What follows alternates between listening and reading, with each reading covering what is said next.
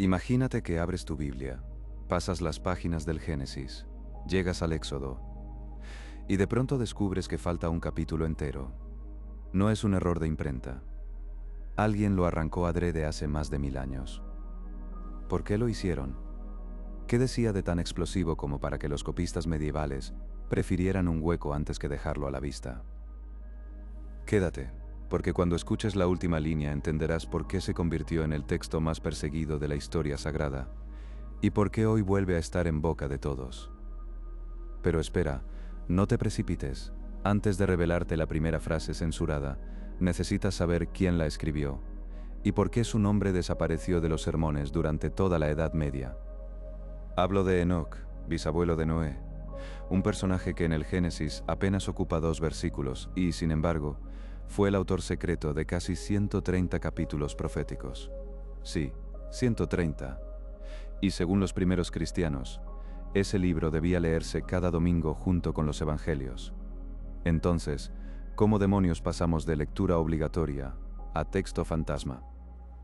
Ahora mismo abrimos ese misterio, pero antes déjame pintar la escena de la última vez que el libro de Enoc se leyó en público, porque allí empezó todo. Año 364 después de Cristo, la ciudad de la Odisea, actual Turquía. Un concilio de obispos se reúne bajo candelabros humeantes para decidir qué libros entran y qué libros salen del canon. Entre ellos circula un rollo con tinta etíope, el libro de Enoc. Algunos lo llaman la joya de Qumrán, otros peligro herético. La votación es tensa, cuchicheos, puños contra la mesa de cedro. Resultado final: Enoc queda fuera. Acta número 60 del concilio. Non legit. No se lee. No se copia. No se cita. Y ahí arranca un silencio que duraría más de 1000 años. Lo más extraño es que, mientras los obispos lo tachaban, los rabinos también lo observaban con recelo. En la Misná apenas se le nombra. El Talmud lo margina. ¿Qué podía molestar tanto a 2 mundos que apenas coincidían en nada? La respuesta está en un solo capítulo, un capítulo prohibido. El capítulo que acabó hundiendo todo el libro en el olvido. Y atención, que todavía no hemos llegado a la parte más incómoda. El capítulo describe algo que ocurre en el cielo, pero con un detalle tan concreto que descolocó a teólogos durante siglos. Déjame que te lea solo una frase, y dime si no resulta escalofriante. Y vi un templo construido de lenguas de fuego, y dentro de él los vigilantes bebían luz. ¿Vigilantes? ¿Beber luz? ¿Templo de fuego? Claro, suena poético. Pero la metáfora implica un motín celestial que pone patas arriba la idea tradicional de ángeles obedientes. Ahora ves por qué levantó ampollas. Antes de entrar en la traducción completa, necesito que hagamos un salto rápido a 1773. Un explorador escocés, James Bruce, recorre Etiopía buscando las fuentes del Nilo. Regresa con 5 rollos polvorientos. Cuando los abre en Londres, los sabios casi se desmayan.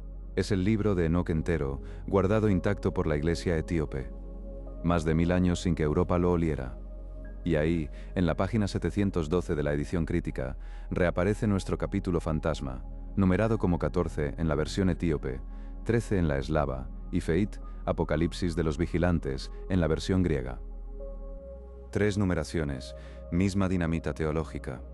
Ahora sí, entremos, pero no cerremos aún el círculo, porque dentro del propio capítulo hay un verso enigmático que sigue sin resolverse. Te lo dejo pendiente mientras avanzamos. El 7º monte respira un viento que devora gigantes. ¿Gigantes? Regresaremos a eso. Promesa. Primera línea del capítulo censurado, traducción literal del Ge'ez. Y Enoc fue trasladado entre nubes de mirra al 7º firmamento, donde los ojos arden como carbones.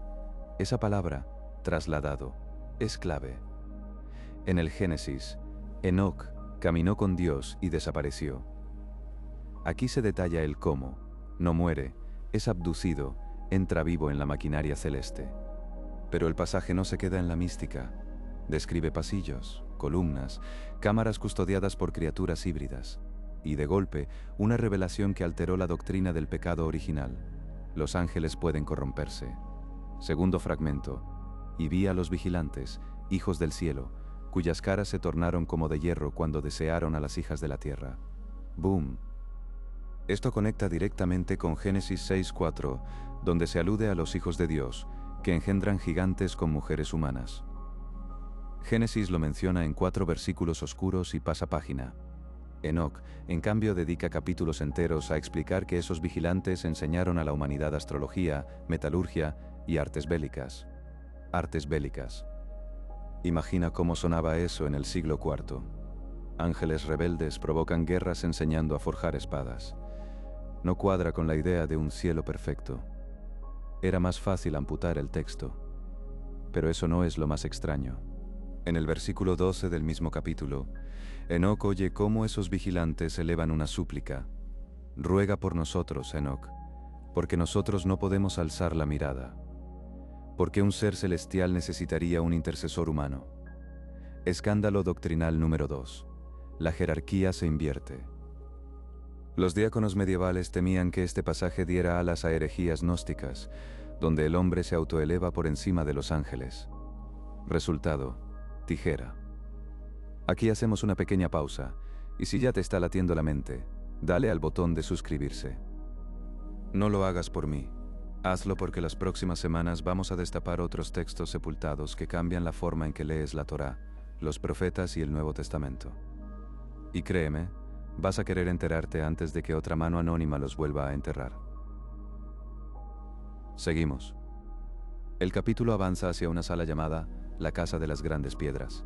Allí, dice Enoc, se juzga a los vigilantes. Y la escena es digna de Blade Runner: tronos flotantes, ríos de fuego inverso que corren hacia arriba, y un anciano de días cuyo cabello es como lana saturada de galaxias. Este título, Anciano de Días, lo verás repetido después en el libro de Daniel, siglos más tarde. ¿Plagio? ¿Profecía? La polémica fue tan densa que Orígenes, padre de la Iglesia, recomendó leer Enoc con temor y temblor. Los censores menos poéticos optaron por el silencio. A mitad del capítulo ocurre el giro que todos temían: sentencia de los vigilantes.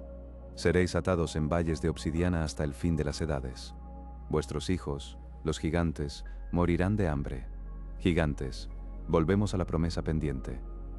Aquí el texto interconecta con restos de tradición judía expandidos en el libro de los Jubileos y en los manuscritos del Mar Muerto. Los gigantes son los Nefilim, mitad divinos, mitad humanos, causantes de violencia extrema. El capítulo censurado describe su extinción de forma tan gráfica que muchos copistas medievales tacharon líneas enteras con tinta roja y anotaron al margen fantasía peligrosa. Y es que en la Edad Media, el exceso de imaginación podía costar la hoguera. Ahora bien, ¿cómo encaja todo esto con la teología judía? Sorpresa.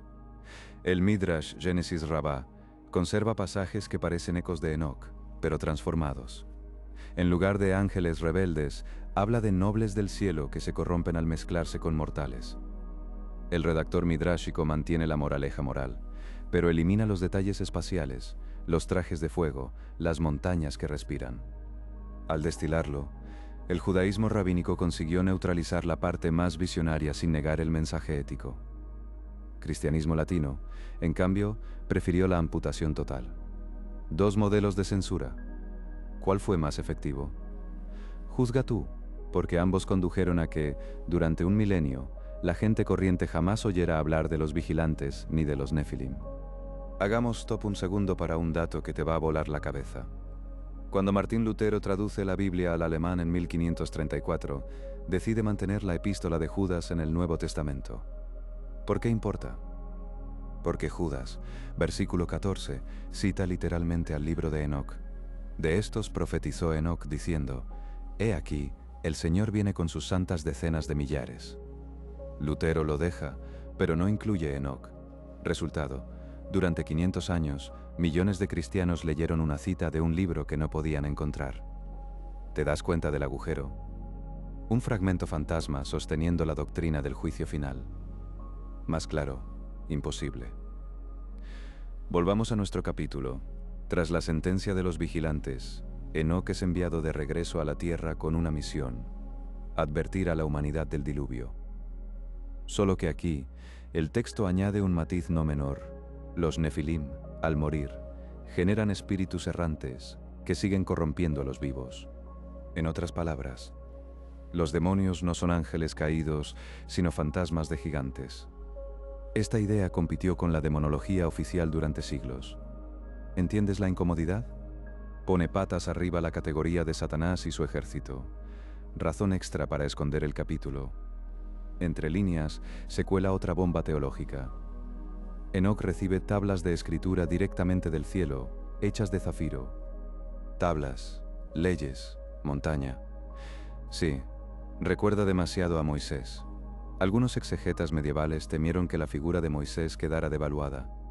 Si Enoc ya había subido al cielo y traído leyes, ¿por qué poner a Moisés en el pedestal exclusivo? Solución. Adiós Enoc. Larga vida a Moisés. Políticas editoriales antes de la imprenta. Pero agárrate, que entramos en la última sección, y esta sí que es rareza pura. Y escuché las palabras que no me fue dado repetir a los hombres. Aún así, el copista etíope anota en el margen un resumen mínimo. El calendario de 364 días será el sello de la alianza. Este calendario, solar puro, choca con el calendario lunisolar hebreo y con el juliano cristiano.